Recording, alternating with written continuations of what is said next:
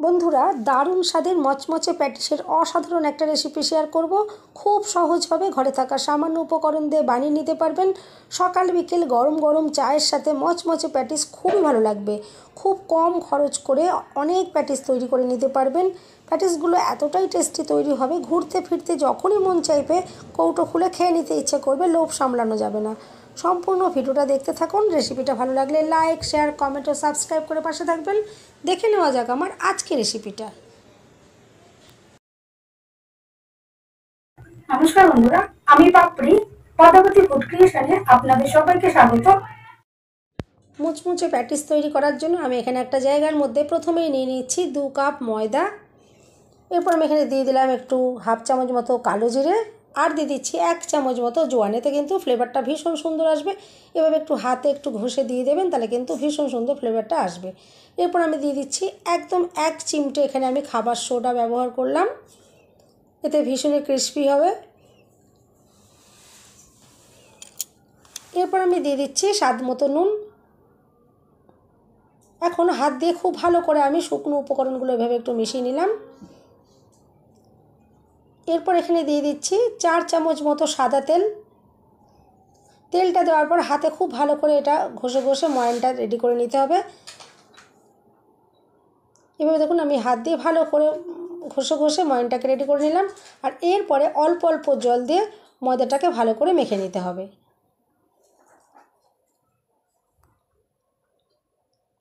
এভাবে আমি অল্প অল্প বারে বারে জল দিয়ে দিয়ে ময়দাটাকে মেখে নেব। দেখুন ময়দাটা খুব সুন্দর করে মেখে নেওয়া হয়ে গেছে। এরপর আমি এটা 15 মিনিটের জন্য চাপা দিয়ে একটু রেখে দিচ্ছি। 15 মিনিট পর দেখুন আমি চাপাটা খুললাম, আর এটা আমি আবার একটু অল্প মেখে নেব। এভাবে একটু অল্প করে মেখে নেওয়ার পরে এখান থেকে লেচি তৈরি করে নিতে হবে। আমি এখান থেকে ছোটো ছোটো করে লেচিগুলো তৈরি করে নিয়েছি। নর্মাল যেরকম আমরা রুটি তৈরি করি ঠিক ওরকম সাইজের আমি এখানে লেচিগুলো তৈরি করে নিয়েছি। এরপর একটু হাত দিয়ে গোল পাকিয়ে নিচ্ছি, যাতে এগুলো বেলার সময় খুবই সুবিধে হয়। আর বন্ধুরা, এই প্যাটিসটা করা কিন্তু খুবই সহজ। আপনারা অবশ্যই এভাবে একবার করে প্যাটিসটা ট্রাই করবেন, দেখবেন খুবই পছন্দ হবে। এরপর দেখুন আমি গুঁড়ো ময়দা দিয়ে এভাবে বেলে নিচ্ছি। আর এখানে কিন্তু খুবই পাতলা করে বেলতে হবে। রুটিগুলো যত পাতলা তৈরি করে বেলা হবে, প্যাটিসগুলো কিন্তু ততটাই সুন্দর তৈরি হবে। আমি এখানে বড় সাইজের একটা রুটি বেলে নিচ্ছি, আর অবশ্যই পাতলা করে বেলে নিতে হবে।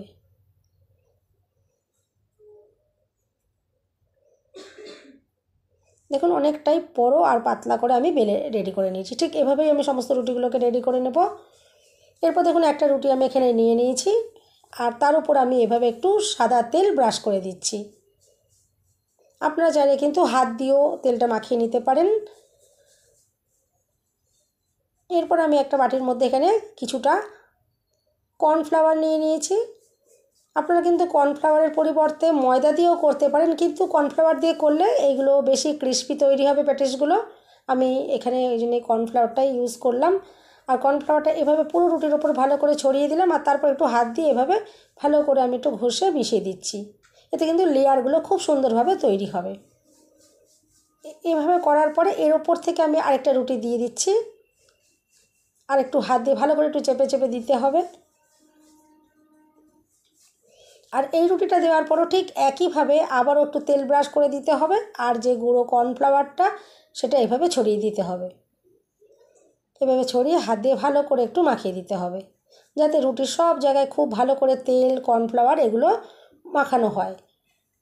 এরপর আমি ওপর থেকে আরও একটা রুটি দিয়ে দিলাম। আমি এখানে 3টে রুটি দিয়ে এটা রেডি করব। আমি 3টে রুটি দিয়ে আপনাদেরকে দেখাচ্ছি। এরপর আবারও ঠিক একইভাবে সাদা তেলটা ব্রাশ করে দেওয়ার পরে কর্নফ্লাওয়ার ঠিক এভাবে করে দিয়ে দিতে হবে।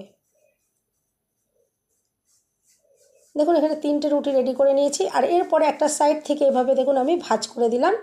আর যতবারই ভাঁজ দিতে হবে ঠিক ততবারই কিন্তু সেখানে এভাবে তেল আর কর্নফ্লাওয়ার দিতে হবে। আমি দেখুন ভাঁজটার ওপর এভাবে একটু তেল লাগিয়ে দিলাম, আর এভাবে কর্নফ্লাওয়ারটা দিয়ে আবারও হাত দিয়ে দেখুন মাখিয়ে দিলাম। আর ঠিক এই সাইডটাকেও আমি এভাবে ভাঁজটা করে নিলাম। আর এই ভাঁজের ওপরেও ঠিক এখানেও ঠিক একইভাবে দিয়ে দিতে হবে। তবেই কিন্তু প্যাটিসের লেয়ারগুলো সুন্দর তৈরি হবে, আর অনেক লেয়ার তৈরি হবে। যখন এগুলো ভাজা হবে লেয়ারগুলো কিন্তু সম্পূর্ণ লেয়ারগুলো খুলে যাবে, আর খুবই দুর্দান্ত দেখতেও লাগবে, আর খেতেও কিন্তু খুবই অপূর্ব হবে। আর এরপর দেখুন আমি এই সাইড থেকেও ঠিক এভাবে ভাঁজ করে দিচ্ছি। আমি আশা করছি আপনারা দেখে বুঝতে পারছেন। আর ভাঁজ করার পর আবার এখানে তেল ব্রাশ করে দিতে হবে আর কর্নফ্লাওয়ার এভাবে ছড়িয়ে দিতে হবে। এরপর আমি এখান থেকে আবার একটা ভাঁজ করে দিচ্ছি। এখন কিন্তু কমপ্লিট হয়ে গেছে। এরপর কিন্তু আর কোনো রকমের ভাঁজ করতে হবে না। দেখুন এরপর একটু হাত দিয়ে আমি চেপে চেপে একটুখানি যতটা সম্ভব একটু বাড়িয়ে দিচ্ছি।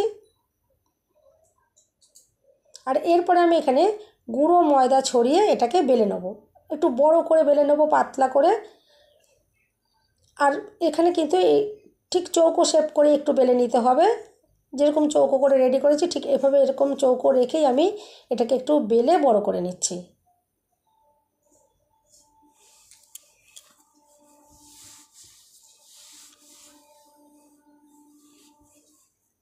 এভাবে দেখুন এটা অনেকটাই বড় হয়ে গেছে।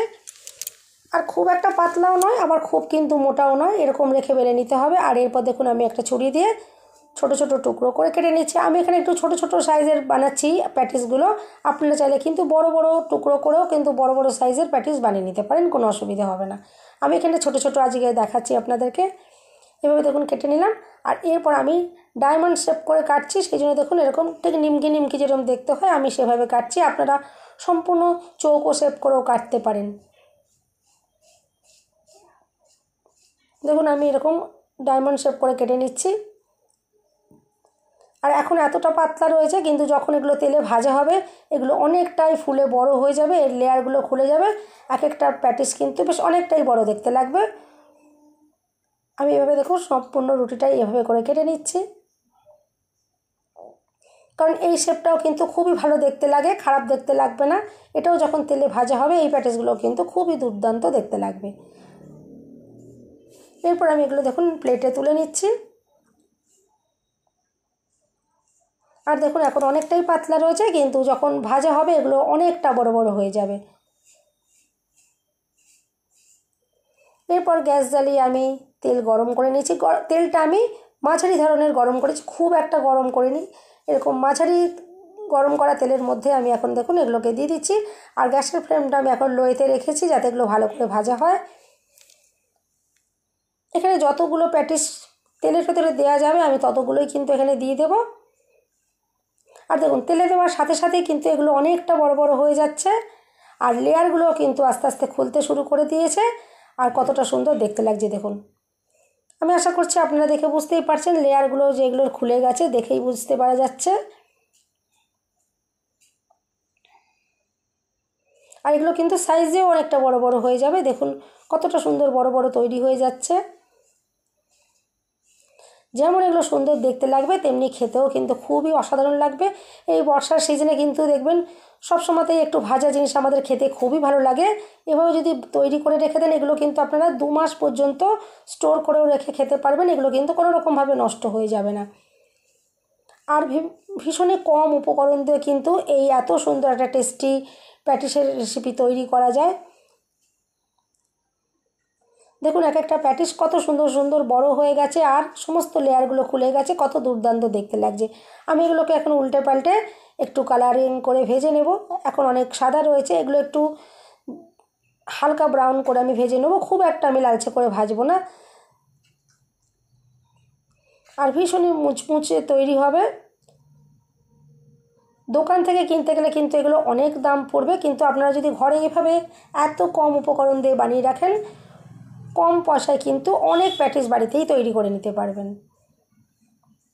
দেখুন এখন আগের থেকে অনেকটাই কালার চলে এসেছে। আমি তাও এগুলোকে একটু ঘুরে ফিরিয়ে ভেজে নিচ্ছি, যে দিকটা সাদা আছে একটু ঘুরিয়ে ঘুরিয়ে ভেজে নিচ্ছি। দেখুন আপনাদেরকে আমি লেয়ারটা দেখিয়ে দিচ্ছি কতটা সুন্দরভাবে লেয়ার দেখতে পাওয়া যাচ্ছে।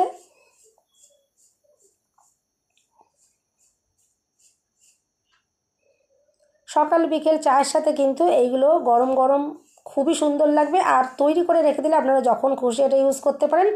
এয়ার টাইট কন্টেনারে রেখে দেবেন, দেখবেন কোনো রকম এটা নষ্ট হয়ে যাবে না। একদম যেরকম মুচমুচে তৈরি করবেন ঠিক সেরকমই মুচমুচে থাকবে। দেখুন এখন সুন্দর কালার চলে এসছে। আমি এগুলোকে এবারে একে একে তেল থেকে তুলে নেব। চাইলে কিন্তু আরও একটু লালচে করেও ভাজা যায়, কিন্তু এই কালারটা কিন্তু বেশি সুন্দর লাগে বলে আমি এর থেকে বেশি আর ভাজছি না। আমি দেখুন এখন একে একে তুলে নিচ্ছি।